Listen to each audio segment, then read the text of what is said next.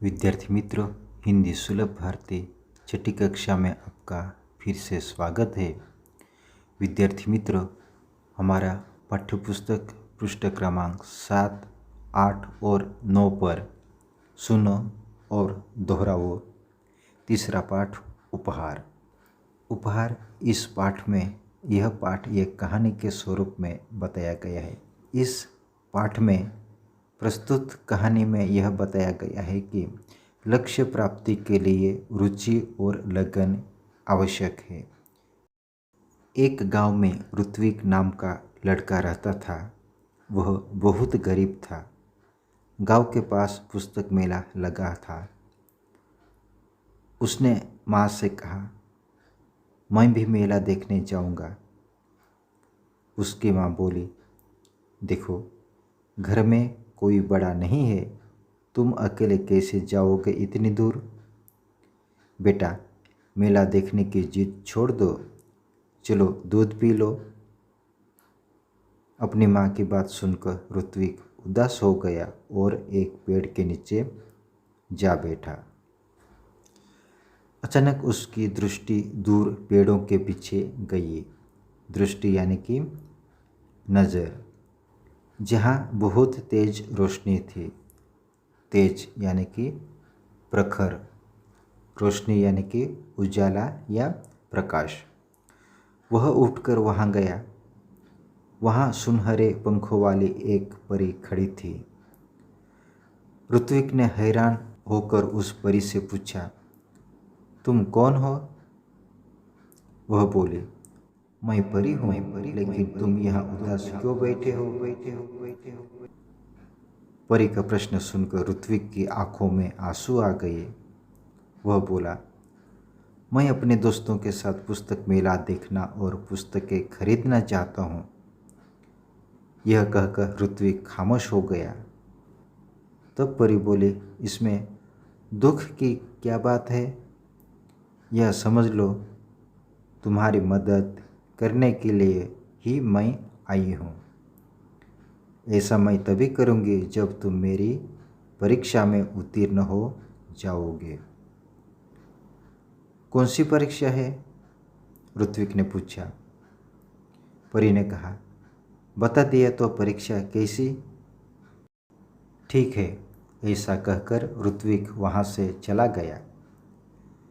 अभी वह कुछ दूर ही गया था कि उसे रास्ते में गिरी हुई एक पोटली मिली। ऋत्विक को यह विश्वास हो गया कि लाल रंग की इस मखमली पोटली में कोई कीमती चीज होगी। पोटली यानी कि छोटी थैली, मखमली, रेशमी। उसने उसे खोलना चाहा, फिर सोचने लगा, जब यह मेरी नहीं है तो इसे खोलने का मुझे हक नहीं है। ऋत्विक ने पोटली नहीं खोली, तभी किसी की आवाज़ उसके कानों में पड़ी, बेटा, मेरी पोटली गिर गई है रास्ते में, क्या तुमने देखी है? ऋत्विक ने पूछा, किस रंग की थी? लाल रंग की, राहगीर ने बताया। और कोई पहचान बताओ? ऋत्विक ने राहगीर से कहा। उस पर एक परी का सुनहरे रंग में चित्र बना है, राहगीर का जवाब था। ऋत्विक ने अपनी थैली से जब वह पोटली निकाली तो उस पर छपा परी का चित्र चमकने लगा। ऋत्विक ने वह पोटली राहगीर को दे दी। सुबह उठकर वह वहीं पहुंचा जहां उसे परी मिली थी। देखा तो वहां कोई नहीं था। वह बैठ गया। उसकी आंखों के सामने वही लाल रंग की पोटली दिखाई देने लगी। तभी तेज प्रकाश फैला। सामने परी खड़ी थी। परी के दोनों हाथ पीछे थे। परी ने पूछा, कैसे हो? ठीक हूँ, ऋत्विक ने जवाब दिया। तभी परी ने कहा, अपनी आंखें बंद करो, मैं तुम्हें इनाम दूंगी। किस बात का? ऋत्विक ने पूछा। तुम उत्तीर्ण हो गए इसलिए, परी बोली। परी की बात ऋत्विक की समझ में नहीं आ रही थी। उसने आंखें बंद कर ली। परी ने उसके हाथों में एक मखमली थैली पकड़ा दी। ऋत्विक ने देखा तो हैरान रह गया।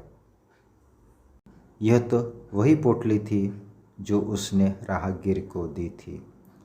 परी ने कहा, कल मैंने ही तुम्हारी ईमानदारी की परीक्षा ली थी। वह राहगीर भी मैं ही थी, इसलिए मैं तुम्हें यह इनाम दे रही हूँ। परी ने ऋत्विक को समझाया, ईमानदार व्यक्ति के जीवन में किसी वस्तु की कमी नहीं होती। जाओ, अब तुम्हें मनचाही वस्तु मिलेगी। ऋत्विक के पास शब्द नहीं थे जिनसे वह परी को धन्यवाद देता। खुशी से उसकी आंखें भर आई।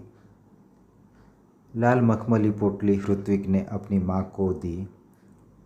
उसकी समझ में यह नहीं आया कि उसका बेटा उसे क्या दे रहा है। जब माँ वह पोटली खोलने लगी तब पोटली कई गुना बड़ी हो गई। उसमें से सुंदर सुंदर पुस्तकें बाहर निकल आई। पुस्तकों का ढेर देखकर माँ चकित रह गई। माँ के पूछने पर ऋत्विक ने सब कुछ बता दिया। अब ऋत्विक ने मित्रों के लिए अपनी बहन कृतिका की सहायता से पुस्तकालय खोला। वहाँ सभी बच्चे आकर अपनी मनपसंद पुस्तकें पढ़ने लगे। उनको पूरा गांव पुस्तक मित्र के नाम से जानने लगा। ऋत्विक ने पुस्तकालय को ही अपने जीवन का ध्येय बना लिया। उसका सारा समय पुस्तकों के बीच बीतने लगा। एक दिन पुस्तकें पढ़ते पढ़ते ऋत्विक की आँख लग गई। देखता क्या है कि पुस्तकें उससे बातें करने लगी। उससे एक पुस्तक ने पूछा, ऋत्विक, अगर तुम अपने जीवन में बड़े आदमी बनोगे तो क्या तुम हमारा साथ छोड़ दोगे? हमें भूल जाओगे? ऋत्विक ने कहा, नहीं नहीं, अब तो तुम ही मेरे साथी हो, मित्र हो। तभी किसी ने दरवाजे की घंटी बजाई और उसकी नींद टूटी।